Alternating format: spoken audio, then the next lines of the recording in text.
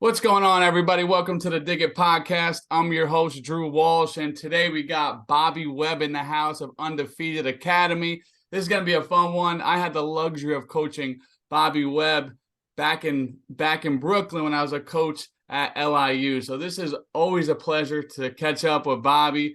We're going to get into all things hitting, life, a little bit of infield.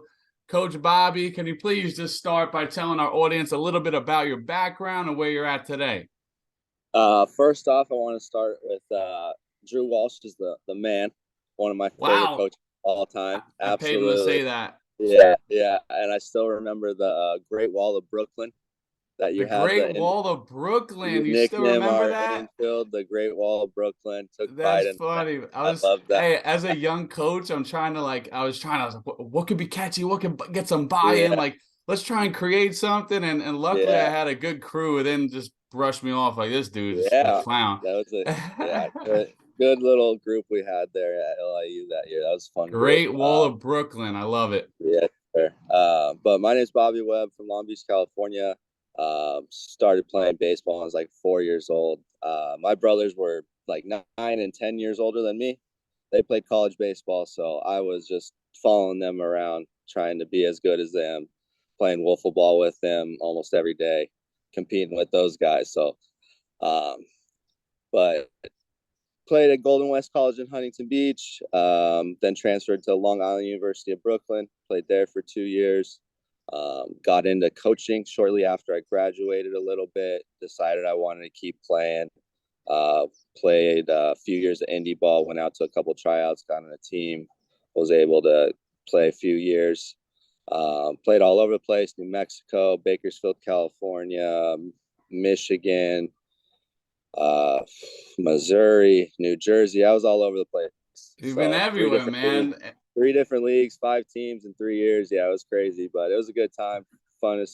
Most fun I've ever had playing baseball. So I'm glad I did it. But now I'm running my own academy, Undefeated Academy. Pretty much just private lessons, small group hitting, all things hitting. Love getting guys reps in, um, and crushing baseballs. Yeah, Love it. Love yeah. it. So just on like for our listeners, like baseball is amazing. We love the sport. We love the game. We love competing, all that stuff. But like we got to see a lot of different places. We got to meet a tremendous amount of different Absolutely. personalities and characters and coaches and teammates. So it's like just play as long as you possibly can, right? We understand the For game's going to sure. end for everybody at some point, but Yeah, prolong the game as much as you can to garner as many experiences and life lessons as possible. Um, absolutely. and let's just unpack, like, when did you know you were going to Brooklyn, New York? You're from Long Beach. It's pretty sunny and beachy there, and then Yeah. you're going to the concrete jungle. So it was kind of random. I was playing for the summer team after my sophomore year of college. Uh, and this summer team kind of put together a workout for a couple colleges. Craig Noto happened to be there. Shout out Coach And Craig Noto. yeah, Craig's the man. We wouldn't be talking right now if it wasn't for him. So Literally, yeah. So it went well. Obviously, the tryout went well. Noto called me later that night, made me an offer, gave me 24 hours to accept it or decline it, put the such pressure a on. Noto move. He hit the stopwatch and was like, all right, I'll talk to you in 23. Yeah, literally. So, but made it happen. It was one of my better offers I had. On my only Division 1 offer, so I took that. Was excited about Awesome. it. So Yeah. one thing, coming from California, playing with, we had a lot of California athletes on our roster and just in our sports group in general. Softball had a lot, soccer had a lot of Californians, but stick to baseball. Like, was there anything that stood out to you that was very different, whether in the mentality or the style of play from the West Coast versus East Coast? I'm not going to ask you who's better. I don't want to hear that. I think I Okay. know, but I want to hear the difference. Um, I would say, oh man, um, I'd say the biggest difference is, I mean, it was a little more hard nosed. I mean, those those New Yorkers, they're pretty direct. There's the Northeast guys, the coaches, they're pretty direct. The guys I was playing with, like Zizniewski, pretty direct. He's going to keep it straight up with you. So that was kind of all new to me. But I from playing wise, I mean, my brothers gave it to me pretty well, so I was used to it. But for as far as teammates, coaches, it was straight up direct. Not as much small ball in the Northeast, which I loved. It's West Coast baseball is just a lot of small ball hit and Right. run. So I like hitting a little more, score your runs. So I like that Speaking of like aspect. hitting, Bobby, what'd you hit your junior year? It looks like from what I remember, you were seeing beach balls every at bat. Yeah, it was a very good year. I was very fortunate to get some. I would say, what was it? It was like 370. I want to Something say. silly where you're like, Yeah, this he's been like we all get hot for a weekend. We'll yeah, get our 6 for 9 or 9 for 12. yeah, Homeboy was hitting this for about 56 games. It's like, yeah. damn. I was very fortunate. Came out of the gates hot at Lamar University, and then just did not stop. Kept it rolling. It was Absolutely a fun love year. it. The Yeah, biggest thing that I remember, Bobby, when coming on campus, heard a lot of good things about you, and the coaching staff was looking on you to be, just a force from day one. Especially, any junior college transfer, you're looking for them to make their imprint right away. They have 2 years under the belt of college experience, and the pace of play that's increased. So when you came in, I was pumped to get to see what we had in front of us, and the thing that stood out most, you were a tremendous player. Just your demeanor, like you were just, super free and easy, never too high, never too low.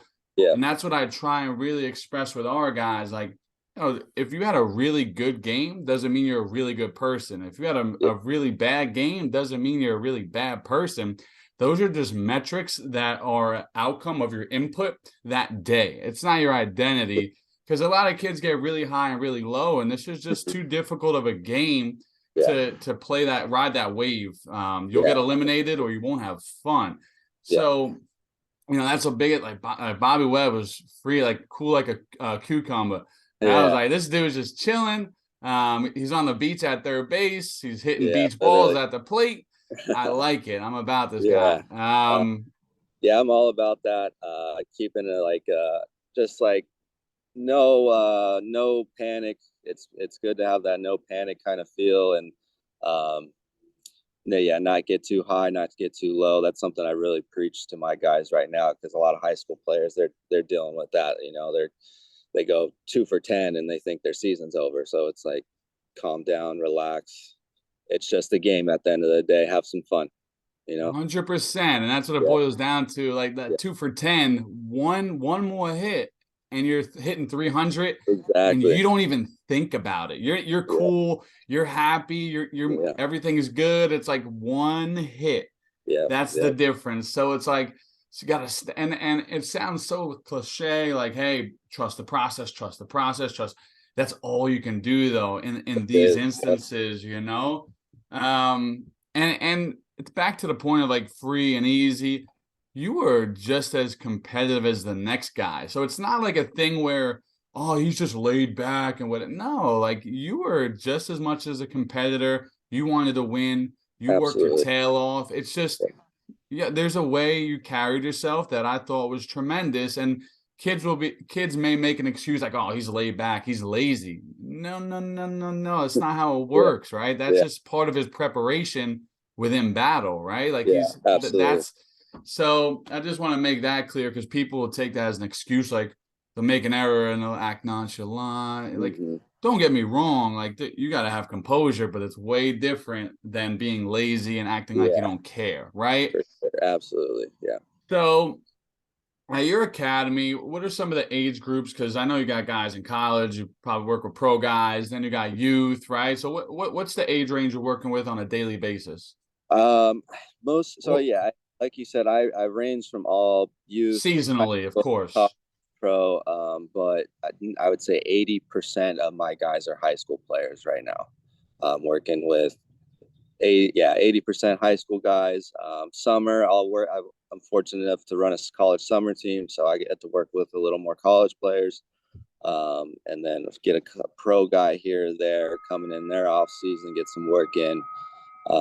The youth, I don't like doing the youth too much. I just feel like just dad, get out and get some reps in with your son. Like there's not too much I can teach at a youth level. They're still getting into their body. They're still getting stronger, learning how to use their body. So all it is, it's reps really. So I try to shy away from it.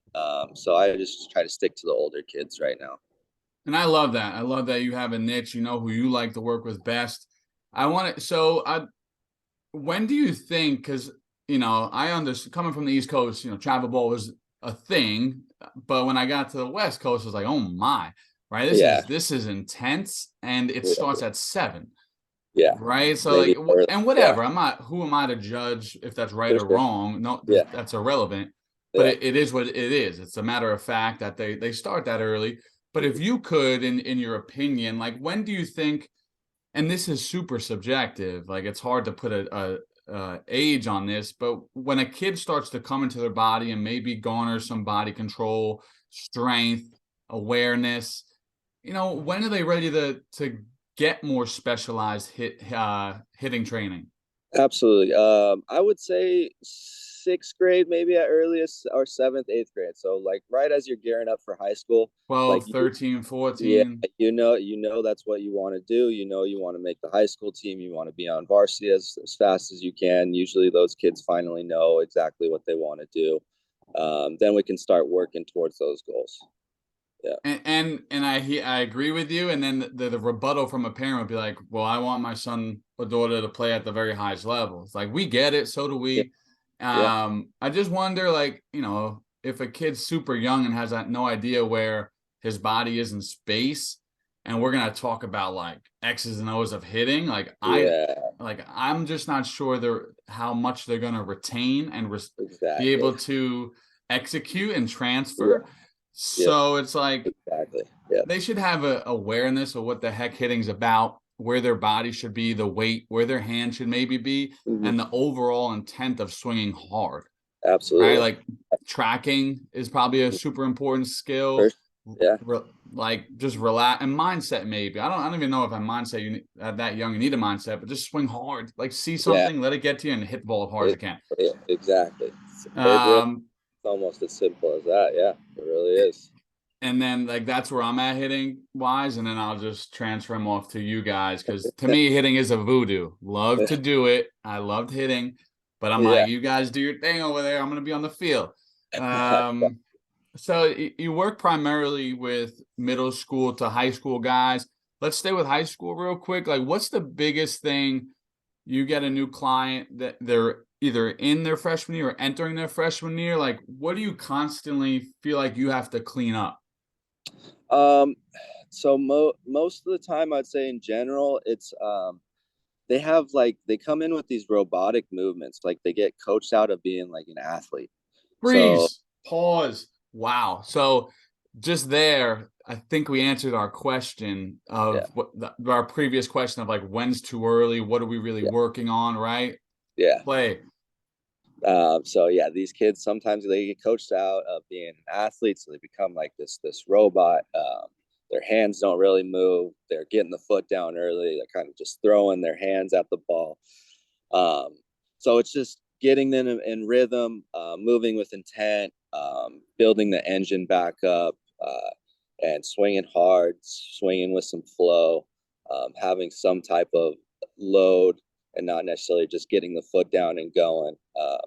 I would say that's the biggest thing for the freshmen coming in for sure, is just becoming an athlete again. Just be Let's athletic. unpack that. Yeah. I love that. I love that. And like hitting is really hard, so you want to be simple, correct? Yes, absolutely. And this is where the tough part lies, is you want to be really simple, but you want to be an athlete. So like, what is that in between? That gap obviously is the magic, but like if you had to say a few words, like what are some of those bullet points you're trying to reach from and the simple to athletic?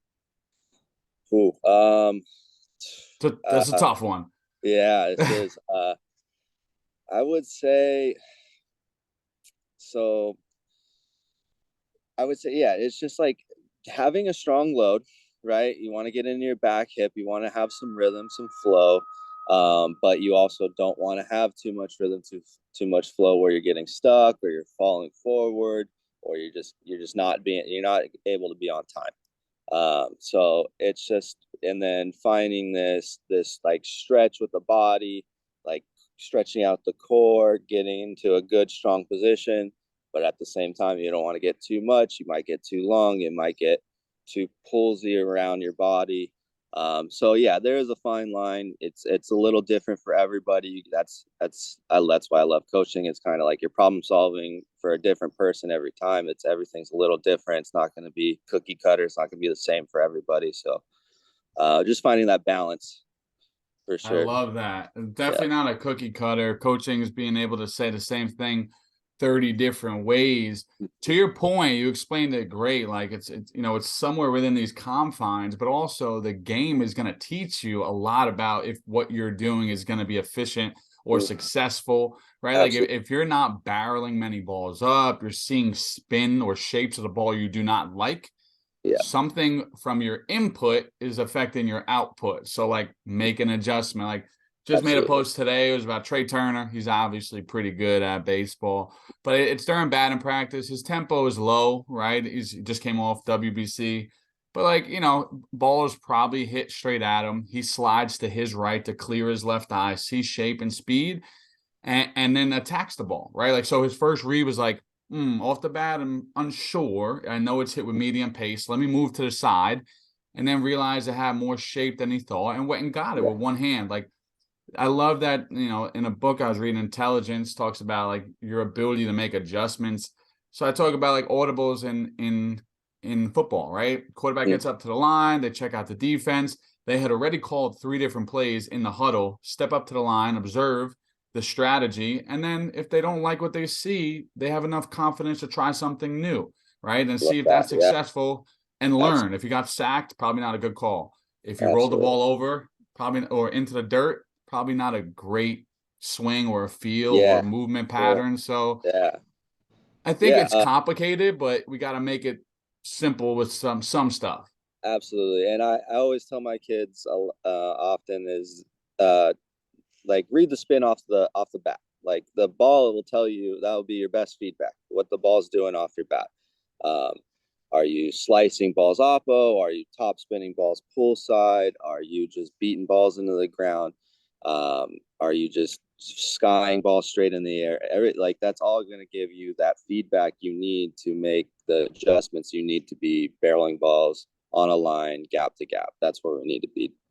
I love that, and from like an infield perspective, like they'll field the ball and they'll throw it all over. They'll spray the ball all over the place, and then we'll just discuss like, why do you think the ball went that way? They'll say something. Well, what caused it? They'll say Yeah. something, whether right or wrong is irrelevant. But like, if we can measure backwards, well, then Mm-hmm. we're getting somewhere. So maybe for a younger kid, if you're working with a younger hitter or infielder, express to them like what the game is trying to teach them, because ultimately it's their journey, their show, right? Like they're going to be Yeah. getting the most reps by themselves with, Mm-hmm. so if they understand what the game's trying to teach them, they're going to be a way quicker learner than if they can only rely on their coach for feedback, Yeah. and adjustments. Like you have to be uh, you have to get to the point where you could kind of self teach yourself within a Absolutely. at bat, a pitch, an Yeah. inning. Absolutely. Yeah. Um, I'm I'm quiet, I'm pretty quiet. I'm not the most talkative coach, but that's kind of like my process as them getting better is like I set up the system, we're doing this and this today, and let's go to work. Like I don't need to be talking to you every other pitch. I might say something, a cue maybe once around, but it's not much. Like you got to kind of almost figure things out on your own. I'm here to guide you. I'm here for questions. Please ask questions. I love when kids ask questions and we can start engaging a little more. But yeah, that's kind of the same feel, is just setting up the system and then let's go figure it out. Let's go figure it out together. Yeah. I love that. And to me, that sounds like a mature coach, right? Like, how many coaches have we seen that are like, Yeah. Oh, try yeah. this, try that, hands up, hands down, walk Mm-hmm. away, do this, do this, do this, do this. Yeah. Do the Arenado drill, do that. I'm like, if I'm like nauseous right now, like how do you think this 12-year-old is? You know what I mean? So, Yeah. and listen, I'm guilty at times where I feel like I'm like kind of hopping in too much on a drill set because I'm just seeing so many things. I'm like, Yeah. Sure. Yeah. but like, as you get more mature and older, you're like, all right, it's okay. They need to explore these things. They're Yeah. not gonna hurt themselves. That's all I care. Like, you're not gonna get hurt. Yeah. You're gonna look silly, Uh, but then you come back into the huddle. I'm like, hey, just and then you kind of talk about feedback. But it is challenging. Like in our line, like we train a lot of private and small groups, and some parents are like, why the heck is he throwing like that or doing that? And you're like, your son's 10. I want him to be absolutely filthy when he's 14. yeah. I Yeah. want him to have success today and tomorrow. I know he'll have failures, but he'll have some success. But like, I need this dude to do these fundamentals really well, but it's patience. It's over a long Yeah. period of time. So Absolutely. so that's a fun little thing to juggle as a coach. Yeah. Um what are you hot on right now, coach? Like, what are some hitting topics you're like either all in on or like, dude, how did I do that last year? Or this coach is preaching this and this is like the new fad. Like, maybe not, what do you got? I'd say my biggest thing right now is bat path. Bat path's huge for me. Giving ourselves the most room for air, getting our barrel on plane early, and being able to stay on plane as long as we possibly can. So we'll have like I got this from his name's Trey Hannum. He was with the Mets. I don't know if you follow him on Instagram or social Okay, media. I He's got to. one of my favorite hitting coaches right now. He's really good. A lot of guys are going to him. But he's big on the initial, like really get stretched out, like set your body up to be like a slingshot, and then just being able to work your barrel up through the ball, staying on path as long as you can. I got a few drills you can do, like offset open, um, like launch position, like Mookie Betts swing, like a 3/4 kind of finish. You have that as well. We'll go like center to right center, boom, with like a Mike Trout step across the plate to like just keep us in that oppo direction. So those are the few things I do with my hitters pretty often. Just set up that bat path and just giving us our most room for air, so we're able to hit multiple locations, multiple speeds. Coach, what's offset onset for our listeners? Sure. I wish I can just show it. But I know we're gonna have to get creative with the yeah. audio. So offset open. So you're gonna Righty be hitter. righty hitter. So you're gonna be kind of like angled towards shortstop. Like you're gonna like pitchers at shortstop, but the pitcher's still gonna be where he's at. You're Your gonna go front no. side's open. Yeah, front side's completely open. You're going no stride, and you're kind of just like working, feeling that stretch back, and then shooting the ball back up through the middle. So your Uh, shoulders coiled to the pitcher. Yes, yeah, but your feet are going to be more towards open towards the shortstop. Everything's coiling toward the pitcher, and then we're kind of try to keep. It's going to really like emphasize us keeping our barrel on the ball, center to right center. I love the coil and uncoil, the ravel and Yes, unravel, stretch, yes, huge. feel of that. Yes, absolutely huge. All that's huge. Yeah, and I'm big on loading now. I was always a guy that was kind of like pushy when I load. I would like load into my quad and my inside knee. Not as strong as leg muscles as like our hips, our hammies, our glutes. So getting more into our back heel, coiling into our back hip, and being able to get out of our coil when we want to, rather than pushing, dragging out, or getting stuck. So just getting into that hip correctly and then being able to turn out of it on a drop of a dime. Yeah. Love that. It makes me think of like fielding, our last two steps of the ball, a right, left catch. Yep. And we talk about being heavy on your right foot as you're going into your left, because if you're heavy on your right foot, all it means is you're stable, right? And you're leveraged and you could react and drop step. You could accelerate forward and kill a hop, or you could just be a little more aware of your left heel strike versus if I'm soft on my right, heavy on my left. Well, now I'm leaking into my front side. It disrupts where my hands go in relation to my body. Same thing with hitting, right? Like, Yeah. and when they do that, you see an infielder go right, left catch, and they fall into their front hip. I'm like, hey, do you know when you're sitting fastball, changeup comes, where's your weight go? Front side. Okay, like we don't want that, so let's work something different. Yeah. Absolutely. Love those drills. You might have answered it already in this podcast, but like, what if you knew now? If you knew back then what you knew now, would you change anything hitting? Oh, absolutely. What's Absolutely. number one? I'm still working on my swing. So I love it. Let's I go. got in last night actually. I texted one of my buddies that's still in the Mexican leagues right now. I was like, I can go hit 20 tanks this season. Let's get them out there. A little celebrity appearance. I feel yeah, my swing feels better than ever. Just being able to learn everything I've learned, apply it actually to myself. I feel like I'm not physically strong right now. I haven't been hitting the gym as much as I should. But as far as my swing goes, like I'm using my body as much as I possibly can. Like my swing feels as strong as it possibly can right now. That's amazing. Using my body correctly, working up through the ball, being able to use gap to gap. And you were already a really good hitter. So Matt, like that's why we coach, right? Like we're like, damn, if I knew this when I was a player, like that would have been a wrap.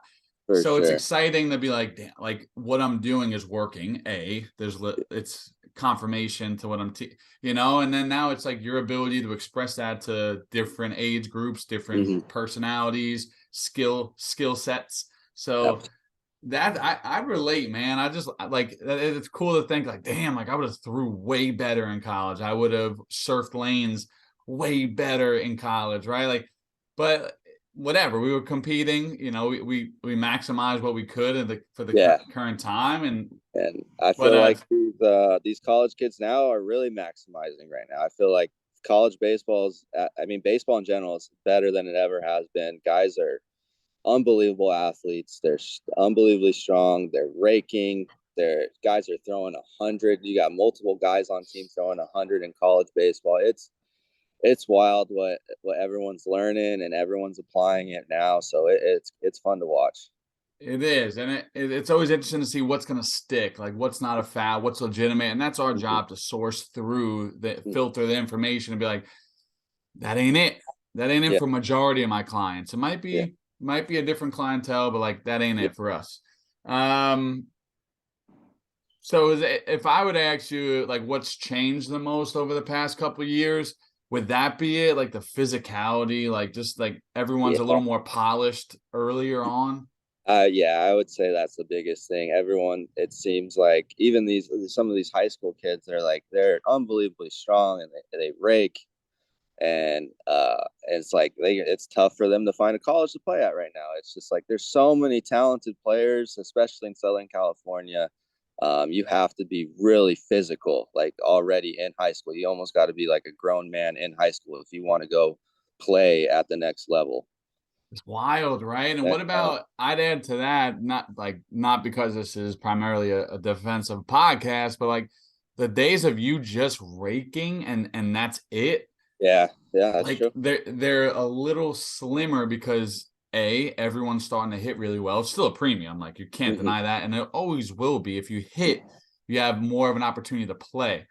But if your glove falls off the cliff that drastically and you can't figure out how to climb back up with your glove, you're eliminated, right? Like unless you're Miguel Cabrera or something like crazy like that. But like, dude, there's only one Miguel Cabrera. Yeah, not very many of them. So yeah, you better defend. You better be able to base run. It's not just you can't just have one tool anymore. You got to have at least a few to compete, to stay alive. It's just good for the game, for sure. Absolutely. What are some adjustments you commonly talk about with hitters? Like what are some of your go-to, like you have a few things you commonly have to adjust, like whether it's in a game or whether it's in a session? What are some like go-to cues you use for adjustments with hitters? I would say my biggest thing is direction. When I'm talking is like where are you trying to hit the ball right now? Or maybe they're not trying to hit the ball anywhere, but they keep rolling over. So it's like, okay, you keep going pull side, pull side, pull side on the ground. Let's try to go oppo center in the air. So it's just, and then on the flip side, some guys may be like filleting balls oppo, they can't get the head out. So we got to think more pull side. So it's just finding that right direction for each player to get them back to gap, line drives, middle of the field. It's going to be a little different for everybody, but most of what I say is like hit a ball over the center fielder's head. That's all I want you to do. Just try to hit the ball over the center fielder's head every single time, every single swing. And for a lot of guys, that just it keeps them really simple, really dead center, and it's a simple cue. They're not thinking about body parts or anything like that. They're just thinking about driving the ball over the center fielder's head, and it keeps it really simple. That's probably one of my favorite cues I have right now. I love that like constraint cue that like, yo, just hit the ball straight up the center, and then it gives you leeway to be a little early, to be a Yeah, little late, to stay absolutely. square and compact, let the ball travel enough. Because coaches said this for our whole lives, but like if you're only looking to pull the ball one side, I mean, you don't have much margin for error to miss on the physical field, right? Like, and For sure. Yeah. it alters your pathway, like you just said. Yeah. Yeah. You kind of get Um, exposed on off speed, away, trying quick. to, yeah, you're trying to get balls way out in front just to get pull side. So you can get exposed pretty easily that way once you get into higher level pitching. 100%. So for infield play, like, I don't know, like one thing that like I'm a really flexible coach, right? Like I understand kids could be successful in a lot of different ways, right? So I try to coach them to their personal direction and needs and yada yada yada. But Mm-hmm. one thing, if I see an infield to get ready to throw and start his wrist flicks where he puts his right elbow out, like I'm not like, it's not a huge deal. You're not a bad person, but like hey, what's up, Drew? What's going on? Like, why do you do that? Okay, cool. So think about this: if we want to throw with our whole entire body and lead with our lower half, do we want our elbow? No, no, no. All right. Yeah. So think about like I don't know if we want to create that pathway and lead with our elbow. I think I would do this drill, right? Like I would Yeah. rather flick the ball up to the sky and just get backspin feel. Yeah. Is there a drill for that for you in hitting or a theme? Ooh, good question. I would say, It's different because hitting's so freaking hard and you got to do a lot of different things. But is there anything you're like, I just don't see much success for a lot of people? oh, absolutely. So the first thing that came to my mind just now, was how high school coaches in general are so big on ground balls, hitting the ball on the ground. And I get some of these kids and they're smoking balls on the ground, but at the next level, those are outs. Like there's nothing we can do with that. They might work right now. That might win some high school games.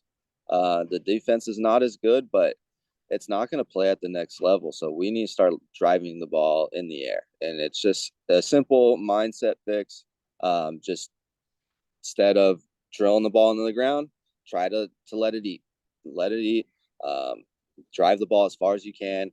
Let it fly. Be an athlete again, and hit for doubles. Don't just hit for measly singles through the infield. Like you want to do some damage.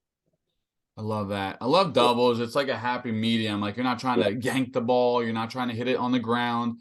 Probably going to drive a little more backspin Mm-hmm. swings, create Yeah. it. So I love that happy medium and like up the middle drive doubles. Awesome. To that point, I'm trying to think if there's anything on that. Boom, boom. And we understand they have to win games, but it's like it's like I think it win more games the other way. Yeah. What Absolutely. about in the summers, which is coming up in a few months, defensively? What stands out to you? Like what's going on with college infielders? Let's say starting from like physical skills. What are you seeing? They're a little more polished. Yeah, they know how to play. Like the college guys, they carry themselves differently than the high school kids. Even in my hitting groups, just the way they talk when they're outside the cage, It's a baseball talk. The college guys are talking about baseball. They're all chiming in on their swings. Where the high school guys, they're talking about what they did last weekend, the football game, or whatever. They're talking about random nonsense. So it's just these college guys. I mean, you have to. You got to be locked in. If you're at practice, locked in, be bought in, and get not only get you, but like get yourself better, but like be focused on the guy next to you. Like, what is he doing right? What is he doing wrong? I learn from the guys next to you as well. Like, push each other, hold each other accountable. The college guys just do those little things a lot better. I think that's a great point. And you know, when they're around and they come in, it's great, like you said, great insight, great conversations. They just have great questions, right? Like, Yes, you know, absolutely. coach, did you feel this or see this? And now and then that leads to 7 other questions or Yeah. conversations that helped Billy over there, Tommy over there, right? Like, or even just you help the younger guys tomorrow. So Yeah. I do, and then there's a new skill set you get to open up, right? Like you get to kind of talk a little bit higher level feels, cues. So that's amazing. Is there anything that you continuously see college kids struggle with from a defensive side? Is it throwing versatility, range, speed? I would say most of it is kind of range. They're not getting to as many balls as they should. Maybe positioning as well. They're not really in great positions. Especially at a college level, I would think they wouldn't be nowhere to be at, but sometimes they don't. So you got to adjust them at a college level as well. Um, but for the most part, they can make routine plays. It's just about getting out there, stretching out to your left, stretching out to your right, being able to throw on the run. The more athletic plays, the harder plays, they probably still need to work on. But as far as the routine stuff, they're very solid. Love that. And that's where you start, you dominate, right? Like in strength and conditioning, we teach movers to level change, right? So that's a squat, working down to up. That's our first thing we're going to attack. Similar to just feel the routine plays, understand what the game's asking you, execute that, and then we'll add layers around that. Yeah, absolutely. Um, awesome. Coach Bobby, you're the man. I absolutely love your perspective and insight on the game. What do you got going on social media wise for our listeners to go follow you, check you out, see what you got going on? You're only about what, an hour and a half, 2 hours north Yes. of San Diego, so Yeah. not far, manageable drive. What's going on? So I got an Instagram, undefeated_academy. That's what I'm mainly on. I do have a Twitter. I believe it's undefeated LBC. Um, I'm mainly on Instagram. I'll dabble with Twitter a little bit here and there, but follow me on Instagram for sure. Hit me up if you have any questions, if you want a swing analysis, anything like that. If you want to come down and hit or come up and hit from San Diego, by all means, hit me up. I love it. I might hit you up. I gotta get the swing right for nothing. I don't have anything coming up hitting wise. But Coach Bobby Webb, you are the man. Thank you so much for your time, and I look forward to having you back on. I appreciate you, Drew. Take care, dude.